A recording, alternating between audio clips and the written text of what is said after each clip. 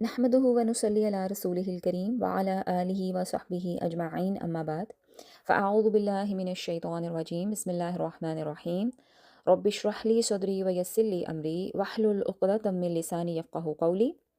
अस्सलामु अलैकुम व रहमतुल्लाहि व बरकातुहू।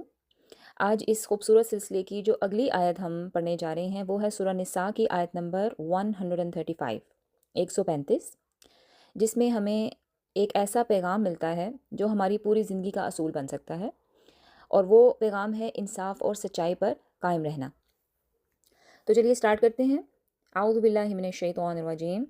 या अय्युहल्लज़ीना आमनू, ए लोगो जो ईमान लाए, कूनू हो जाओ, क़व्वामीना कायम रहने वाले, बिलक़िस्ति इंसाफ पर, शुहदाअ लिल्लाहि गवाही देने वाले अल्लाह के लिए, वलौ अगरचे अला अनफुसिकुम ख़ुद तुम्हारे ऊपर या ख़ुद तुम्हारे ख़िलाफ़ हो, अबिल वालिदैनी या माँ बाप, वल अक़रबीना और क़राबतदार या रिश्तेदार, इन यकुन अगर हो गनियन कोई मालदार, औ फ़कीरा या मोहताज, फ़ल्लाहु पस अल्लाह ताला, औला खैर ख्वाह है, बिहिमा उनका, फ़ला सो ना या पस ना, तत्तबिउ पैरवी करो, अल हवा ख्वाहिश की, या यानी अपनी अपनी ख्वाहिश की, अं तादिलू के इंसाफ करो, व अं तलवू और अगर तुम ज़बान दबाओगे, औ तुरिदू या पहलू तही करोगे या आराज़ करोगे, फ़इन्नल्लाह तो बेशक अल्लाह ताला, काना है, बिमा जो, तामलूना तुम करते हो, खबीरा खबरदार या बाखबर।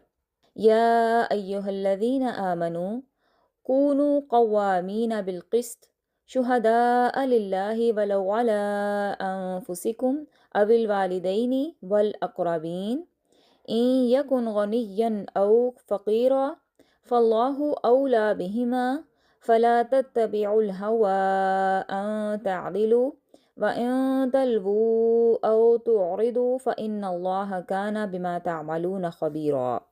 तो इसका तर्जुमा कुछ यूँ है, ए ईमान वालो, इंसाफ पर मजबूती से कायम रहने वाले और अल्लाह के लिए सच्ची गवाही देने वाले बन जाओ, चाहे वो तुम्हारे अपने ख़िलाफ़ हो या वालिदैन और रिश्तेदारों के ख़िलाफ़, चाहे वो अमीर हो या फ़कीर, अल्लाह दोनों का ज़्यादा खैर ख्वाह है।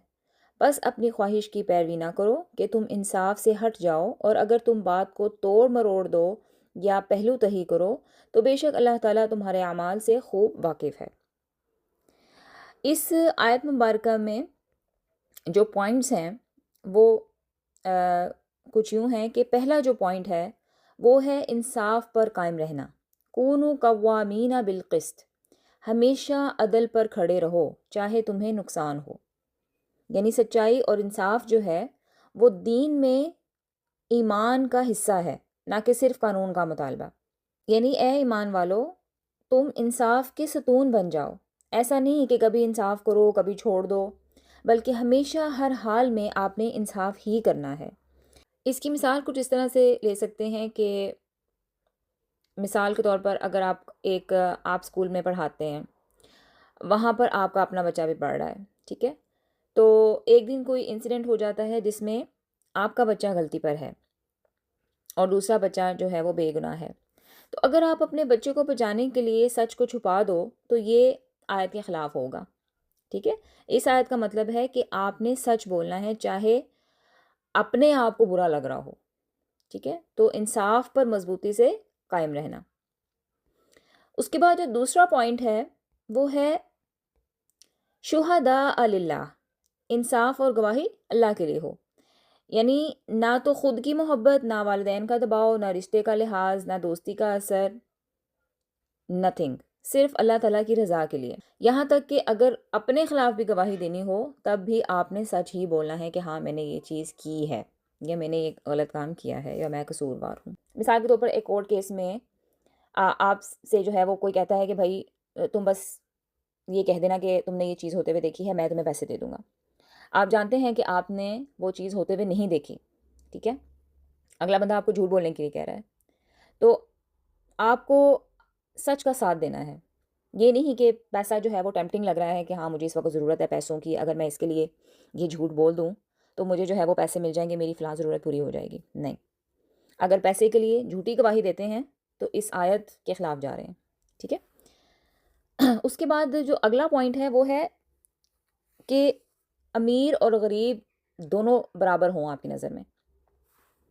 یہ نہیں کہ امیر کی دولت سے امپریس ہو کے یا اس کے دباؤ میں آ کے یا اس کی کسی قسم کے اس کی فیور کی لالچ میں آ کر آپ اس کے حق میں گواہی دے دیں، بے شک وہ زیادتی پر ہو. اور دوسری طرف یا تو کوئی ایسا شخص ہے جو کہ بہت غریب ہے تو جھوٹی ہمدردی، یعنی آپ اس سے جو ہے وہ ہمدردی جتائیں اور اس کو بچا لیں حالانکہ وہ غلط ہو. یعنی کہ دونوں ہی طرف ایکسٹریم ہے نا، ایک جو ہے وہ امیر ہے، اس کی دولت کے دباؤ میں آپ آ سکتے ہیں یا کسی لالچ میں آ سکتے ہیں، اور اگر کوئی غریب ہے اور آپ اسے ہمدردی میں اس کو بچانا چاہ رہے ہیں کہ جس کے چھوٹے چھوٹے بچے ہیں، یہ غریب ہے، اس کی اگر میں جھوٹ بول کے جان بچا لوں یا میں اس کو اس مصیبت سے نکال دوں تو جو ہے وہ اچھا ہوگا اس کے لیے. حالانکہ وہ جو غریب آدمی ہے وہ غلطی پر ہے، اس نے غلط کام کیا ہے، تو آپ پھر بھی اس کو نہیں بچا سکتے جھوٹ بول کے. جھوٹ پھر بھی آپ نہیں بولیں گے، ٹھیک ہے، دونوں صورتوں میں. اور اللہ تعالیٰ نے کیا کہا ہے کہ غریب کا بھی میں خیر خواہ ہوں، اس کو بھی میں دیکھ لوں گا، اور جو امیر ہے اس کو بھی میں دیکھ لوں گا. مثال کے طور پر ایک لینڈ لارڈ ہے اور ایک غریب کرایہ دار ہے، ان کے بیچ میں کوئی ڈسپیوٹ ہو گیا ہے، کوئی جھگڑا ہو گیا ہے. لینڈ لارڈ جو ہے وہ امیر ہے، ظاہر ہے، تو آپ اس کے انفلوئنس سے ڈر کر آپ اگر اس کا ساتھ دے دیں یہ ظلم ہے. اور اگر کرایہ دار جو ہے وہ غریب ہے تو آپ اس کی غربت کو دیکھ کر اس کے ساتھ سمپتی دکھاتے ہیں اور آپ اس کا ساتھ دے دیں جبکہ سچ اس کے ساتھ نہیں ہے، وہ غلطی پر ہے، تو یہ بھی ظلم ہے. ٹھیک ہے، تو اللہ کے نزدیک دونوں برابر ہیں، اللہ تعالیٰ دونوں کا خیر خواہ ہے. اس کے بعد اگلا جو ایک پوائنٹ ہے وہ ہے خواہشات کا فتنہ. فلا تتبعوا الہوا، اپنی خواہش کے پیچھے مت چلو کیونکہ خواہش ہمیشہ انصاف کو بگاڑ دیتی ہے. تو آج کل کے دور میں آپ یہ بھی تو دیکھیں نا کہ جو حرام تعلقات ہیں ان میں ایسا ہوتا ہے کہ اگر لڑکا جو ہے وہ ناراض ہو گیا ہے یا لڑکی ناراض ہو گئی ہے تو اس کو منا رہے ہیں، یہ ہے وہ، اول تو رشتہ ہی غلط ہے، ٹھیک ہے، یہ رشتہ ہی حرام ہے. اور اگر کچھ بعض اوقات ایسا بھی ہوتا ہے کہ کچھ لوگ حرام ریلیشن شپ میں ہوتے ہیں لیکن پھر اللہ تعالیٰ ان کو ہدایت دیتا ہے اور وہ پھر اس ریلیشن شپ سے جان چھڑانا چاہتے ہیں، یعنی کہ وہ اس سے نکلنا چاہتے ہیں کیونکہ یہ اللہ کو پسند نہیں ہے. اور آگے سے اس کو ڈر یہ ہے کہ اگلا بندہ ناراض ہو جائے گا، تو ناراضگی اس کی میٹر نہیں کرتی کیونکہ سرے سے ریلیشن شپ ہی حرام ہے. ٹھیک ہے، اور بتانے کی بھی ضرورت نہیں ہے کہ بھئی ہم کیوں چھوڑ رہے ہیں، بتانے کی بھی ضرورت نہیں ہے، بس خاموشی سے سائڈ پر ہو جائیں. ٹھیک ہے، تو اللہ تعالیٰ ہمارا زیادہ خیر خواہ ہے، بجائے اس کے کہ ہم سوچیں کہ اگر میں نے اس سے قطع تعلق کر لیا اس کا دل ٹوٹ جائے گا، وہ ہرٹ ہو جائے گا یا ہرٹ ہو جائے گی، میں نے تو جو ہے اس سے بڑے بڑے وعدے کیے تھے، وہ سارے وعدہ خلافی ہو جائے گی. تو جو چیز بنیادی طور پر ہی غلط ہے اس میں صحیح یا غلط کی تو پھر کوئی بات ہی نہیں بنتی. ٹھیک ہے، تو اس لیے اپنی خواہش کے پیچھے مت چلیں. اس کے بعد جو ایک اور پوائنٹ ہے اس میں وہ ہے فَإِن تَلْوُوا أَوْ تُعْرِضُوا، یعنی اگر حق کی بات کو آپ نے توڑ مروڑ کر یا چھپایا ہے تو اس آیت کے خلاف گئے ہیں. مثال کے طور پر کوئی میٹنگ ہو رہی ہے کسی کمیونٹی میں، یا پھر کوئی جو ہے سیاسی طور پر جو ہے وہ ووٹنگ کے لیے جو ہے وہ میٹنگ ہو رہی ہے، اس کے اندر کوئی ایسا رول ڈسکس ہو رہا ہے، اسلامک رول، جو کہ آپ جانتے ہیں کہ قرآن کا حکم جس کے بارے میں کلیئر ہے، لیکن آپ لوگوں کی سپورٹ کے لیے یا ان کا ووٹ لینے کے لیے یا ان کی خوشنودی حاصل کرنے کے لیے یا ان سے فیور لینے کے لیے آپ اس پارٹ کو چھپا دیتے ہیں جو ان کو پسند نہیں ہے، تو یہ بھی ظلم ہے. ٹھیک ہے، بات کو توڑ مروڑ کر پیش کرنا یا حق کو چھپانا یا جان بوجھ کر آدھا سچ بتانا اور آدھا سچ چھوڑ دینا، وہ والا سچ جو کہ لوگوں کو پسند ہو اور وہ والا حق یا سچ بات چھوڑ دینا جو کہ لوگوں کو پسند نہیں آئے گی نارملی، اس کو آپ چھوڑ دیں، تو یہ بھی غلط ہے. بات جو ہے وہ پوری بتانی چاہیے، کسی کو پسند آئے یا نہ آئے. ٹھیک ہے، تو یہ بھی ایک اس آیت کا پوائنٹ ہے کہ بات جو بھی کریں وہ اللہ اور رسول کے کہے ہوئے جو احکامات ہیں ان کے مطابق ہو، جو ان کے اصول ہیں ان کے مطابق ہو. اگر کسی کو نہیں پسند آتی تو اس میں آپ کا قصور نہیں ہے، آپ نے بات جو ہے وہ سچ بتا دینی ہے. ٹھیک ہے، کوئی مانے یا نہ مانے. تو یہ ہے اس کا اگلا پوائنٹ. تو اس آیت مبارکہ میں جو ہمیں سیکھنے کے لیے ملا ہے وہ پہلا کیا ہے کہ انصاف پر مضبوطی سے قائم رہیں. عدل و انصاف بہت ضروری ہے. گواہی جو ہے وہ اللہ کے لیے آپ نے دینی ہے. گواہی نہ اپنے لیے ہو، نہ کسی ماں باپ کے لیے، نہ کسی دوست کے لیے، نہ اولاد کے لیے، نہ کسی اور رشتہ دار کے لیے. بلکہ صرف گواہی جو ہے وہ اللہ تعالیٰ کی رضا کے لیے ہو، نہ کہ اپنے کسی فائدے کے لیے. کیونکہ جب آپ کا فوکس جو ہے وہ اللہ تعالیٰ کی رضا ہوگا نا، تو پھر یہ رشتے میٹر نہیں کرتے. ٹھیک ہے، ان کی ناراضگیاں بھی میٹر نہیں کرتی سچ پہ اگر آپ چل رہے ہیں. اور آگے جو ہے وہ جو دولت مند اور غربت یا غریب انسان جو ہے وہ اس کے لیے بھی بتایا گیا ہے کہ آپ نے دونوں میں سے کسی کیس سے بھی جو ہے وہ انفلوئنسڈ نہیں ہونا، نہ کسی امیر کی دولت سے، نہ ہی کسی غریب کی غربت سے. اس کے بعد ہے خواہشات سے بچنا ہے، یعنی کسی بھی قسم کی ایسی خواہشات جو آپ کو اللہ سے دور لے جائیں، ان خواہشات سے آپ نے بچنا ہے، ان کی پیروی نہیں کرنی، ان کے پیچھے نہیں چلنا. اور پانچویں بات یہ کہ کسی بھی حق بات کو اگر آپ دوسروں کے سامنے توڑ مروڑ کر یا آدھی بات چھپا کر اور آدھا سچ بیان کر رہے ہیں صرف اس نیت سے کہ مجھے فیور ملے گی لوگوں کی، یا لوگ مجھے پسند کریں گے، یا مجھے ووٹ ملیں گے، تو آپ نے یہ چیز بھی نہیں کرنی. تو اس آیت مبارکہ کا جو ایک پیغام ہے وہ کیا ہے کہ اگر ہم نے انصاف چھوڑ دیا تو معاشرہ ٹوٹ جائے گا.